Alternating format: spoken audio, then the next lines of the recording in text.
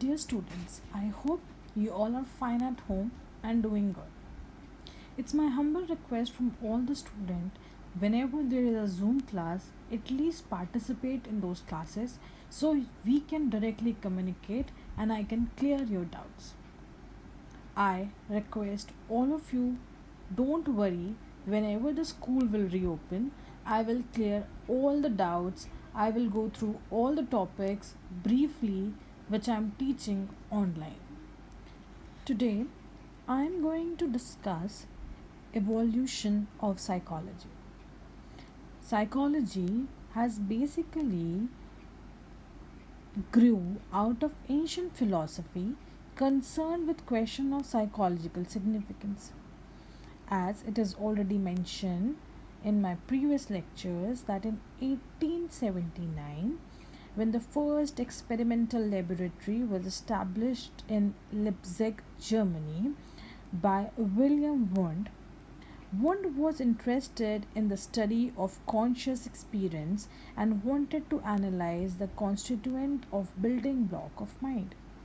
So, when the first laboratory was established, it was seen that William Wundt was interested जो conscious experience होता है conscious का मतलब होता है your awareness level which works on reality principle ego जो होता है वो रियलिटी प्रिंसिपल पे वर्क करता है कॉन्शियस का मतलब होता है जब आप अवेयर होते हो आपके सराउंडिंग में क्या हो रहा है तो ही was very interested to know the conscious experiences and wanted to analyse कि जो माइंड के बिल्डिंग ब्लॉक्स क्या हैं he has not use a term brain क्योंकि ब्रेन को हम ऑलरेडी स्टडी कर चुके हैं बायोलॉजी फंक्शनिंग हम पढ़ चुके हैं माइंड की जो हाई ऑर्डर थिंकिंग है उसको जानने में बहुत इंटरेस्टेड थे William Wundt psychologist during Wundt's time analyse the structure of mind through introspection and therefore were called as structuralist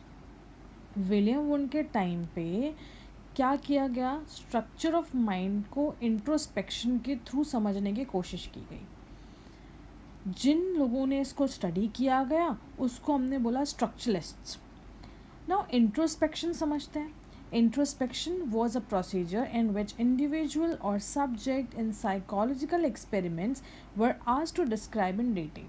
So introspection का मतलब होता है there is a person who is asking question जिससे हम वो information collect करना चाहते हैं Then, however, introspection as a method did not satisfy many other psychologists. It was considered less scientific because the introspective report could not be verified by outside observer. This led to the development of a new perspective in psychology.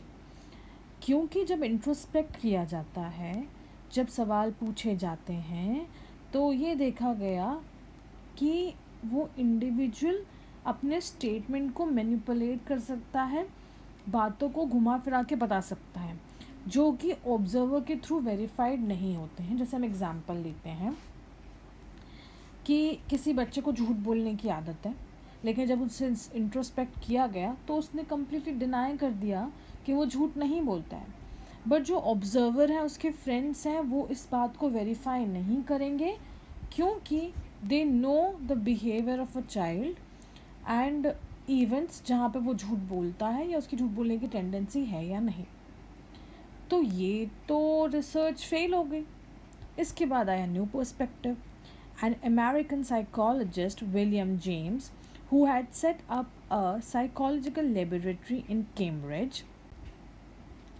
and it was developed just after the first laboratory was being established and this was called as functionalist approach to study human mind.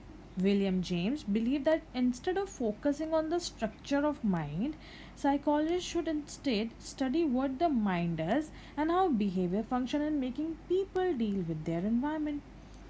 It was being found that William James was more interested to study that how mind works and how behavior function is making people and because of mind how the behavior function and how it is being influenced. by the environment. For example, functionalists focused on how behavior enable people to satisfy their needs. That means functionalists जो थे उनका focus ये था कि जो behaviour है human का वो कैसे अपनी नीड को सेटिस्फाई करने के लिए किसी भी तरह का एक्शन करने को रेडी है. जैसे कि आपने देखा होगा जब फ्लड आती है तो क्राइसिस हो जाता है, food crisis, specially in the slum areas. तो जब गवर्नमेंट हेलीकॉप्टर के थ्रू फूड प्रोवाइड करती है तो ये देखा गया कि लोग एक पैकेट रखने की जगह 2-3 पैकेट रख लेते हैं फूड का, बिकॉज दे बिलीव कि अब अगर नहीं आएगा तो हम भूखे रह जाएंगे, नोइंग दिस थिंग कि अगर हमने 3 पैकेट रख लिए हैं तो किसी को एक भी पैकेट नहीं मिला होगा. तो अपनी नीड सेटिस्फाई करने के लिए हम ऐसा एक्ट क्यों करते हैं, हमारा बिहेवियर ऐसा क्यों होता है, ये विलियम जेम्स जानना चाहते थे. That is called as functioning of mind. According to William James, consciousness as an ongoing stream of mental process interacting with the environment formed the core of psychology. जैसे कि मैंने आपको पढ़ाया कि ब्रेन कैसे फंक्शन करता है, कोई भी ऑब्जेक्ट है उससे इंफॉर्मेशन रिसीव करता है, न्यूरॉन्स वो इन्फॉर्मेशन को ब्रेन तक लेके जाते हैं और ब्रेन का पार्ट उस जिस पर्टिकुलर एक्टिविटी के लिए रिस्पॉन्सिबल है वो रिस्पॉन्स करता है.